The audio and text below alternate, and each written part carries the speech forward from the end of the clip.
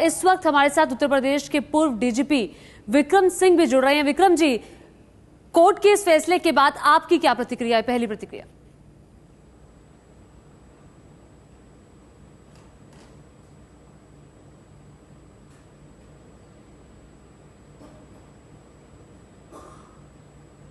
सर्वप्रथम न्यायालय के आदेश का हम और राष्ट्र सम्मान करते हैं और स्वागत करते हैं।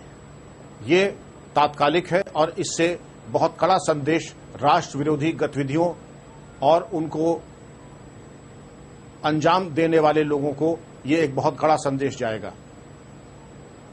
जी, और ये भी जानना चाहेंगे आपसे कि अभी तक इस एनकाउंटर को लेकर जो सवाल लोग उठा रहे थे, उनको ये एक बड़ा जवाब है कोर्ट की तरफ से?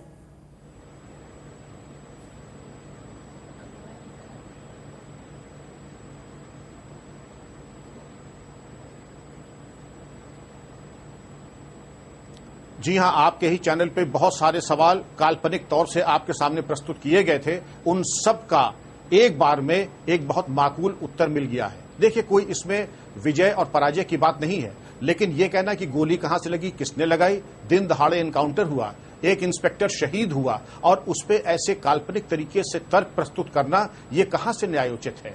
इसके अलावा जो ब्लास्ट में 26 व्यक्ति मरे थे और 150 घायल हुए थे, उनके लिए कोई रोने वाला यहां नहीं है। लेकिन हमारे इंस्पेक्टर शर्मा जी शहीद हुए, उनके लिए कोई रोने वाला नहीं है। लेकिन एक जो एनकाउंटर में मारा गया, उसके बारे में पूरी राजनीतिक शक्ति और पूरी राजनीतिक वर्ग उनके आंसू पोंछने के लिए बिल्कुल लगता है कि एक अंधी दौड़ लगी हुई थी। और जिन जिन लोगों ने जो जो सवाल उठाए थे, उसका माकूल जवाब इस न्यायालय के आदेश से भली भांति मिल चुका है। लेकिन विक्रम सिंह जी, मोहन चंद शर्मा जी शहीद हुए और उन्हीं की हत्या का दोष साबित हुआ है आज शहजाद अहमद पर। आप डीजीपी रह चुके हैं, आपसे समझना चाहेंगे कि जब ऐसी कोई इन्फॉर्मेशन पुलिस के पास होती है तो क्या पूरी तैयारी के साथ पुलिस को नहीं जाना चाहिए था? क्या बुलेट प्रूफ जैकेट्स के साथ नहीं जाना चाहिए था? आज जो नुकसान हुआ, आज शायद मोहन चंद शर्मा जी होते हमारे बीच, अगर ये सब तैयारियां पहले से की गई होती तो?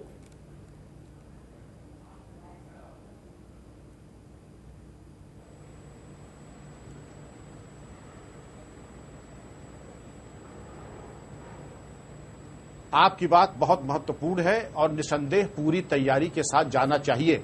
मैं उस दिल्ली पुलिस को प्रणाम करता हूं, स्वर्गीय मोहन चंद शर्मा जी को प्रणाम करता हूं, जिन्होंने अपनी सुरक्षा को तिलांजलि देते हुए राष्ट्र की सुरक्षा को प्राथमिकता दी।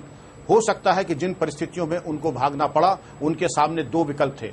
अगर bullet proof jacket, bullet proof helmet और पटका लेते तो इतना विलंब हो जाता कि अपराधी भाग जाते। उनको इस मुठभेड़ में सफलता नहीं मिलती। उन्होंने अपनी व्यक्तिगत सुरक्षा की अनदेखी करके इस पुलिस बल ने जाकर के घेराबंदी की। दुर्भाग्य से मोहन चंद शर्मा शहीद हुए, लेकिन एक कामयाबी मिली और इंडियन मुजाहिदीन की एक उनके ऊपर उनके कमर तोड़ने वाली ये मुठभेड़ साबित हुई है। मैं समझता हूं कि इस मुठभेड़ के बाद बहुत ही ज्यादा इनकी गतिविधियों में कमी आई। मैं आपकी बात से बिल्कुल सहमत हूं कि अपनी हिफाजत के लिए bullet proof jacket, night vision devices, क्योंकि हो सकता है इनकाउंटर रात तक चलता, और अपने बुलेट प्रूफ पटकास, इन सब की व्यवस्था लेके जानी चाहिए थी। लेकिन इसमें समय भी लगता है। अगर हम इस समय को अनदेखी करते, अपनी हिफाजत के चलते, तो कदाचित ये इनकाउंटर सफल न होता। जी विक्रम सिंह जी, जब इस तरह की इंफॉर्मेशन पुलिस के पास आती हैं और ऐसे किसी मुहिम के लिए जाना होता है, जब कोई जानकारी पास में होती है, तो किस तरह का दबाव उस वक्त रहता है? शायद आप बेहतर तरीके से बता पाएंगे। चल रहा है।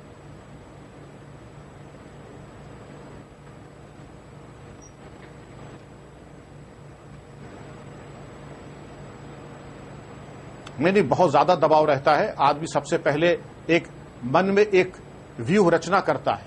व्यूह रचना के बाद ये सोचता है कि किधर से हम भागने के रास्ते हैं, उनको प्लग करें। कौन असॉल्ट पार्टी होगी, छत को कौन कवर करेगा, किस प्रकार हम कम से कम जनहानि करेंगे। उसके बाद क्या यह संभव है कि बिना किसी को हताहत किए हम मात्र गिरफ्तारी से काम चलाएं? और अगर यह संभव न हो पाए कि हम गिरफ्तारी से काम चला पाएं, तो ये एक बहुत कटु और अप्रिय निर्णय होता है कि किसी पर गोली चलाकर किसी को, और वो भी जब गोली चलाई जाती है यथा सामर्थ्य, यथाशक्ति, ये प्रयास किया जाता है कि वाइटल पार्ट्स पे गोली न मारी जाए, कमर से नीचे गोली मारी जाए।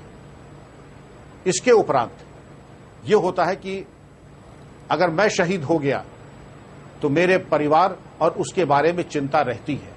मैं ये कह दूं कि जो ऐसी असॉल्ट पार्टीज जाती हैं उनको परिवार की चिंता नहीं होती, तो ये गलत होगा, अतिशयोक्ति होगी। अपने परिवार की भी चिंता रहती कि अगर हम शहीद हो गए तो परिवार का क्या होगा। इन सब ख्यालों के साथ आदमी जाता है और मैं समझता हूं पूरे राष्ट्र को स्वर्गीय मोहन चंद शर्मा और इस बहादुर दिल्ली पुलिस के दल को इस वक्त सलाम करना चाहिए।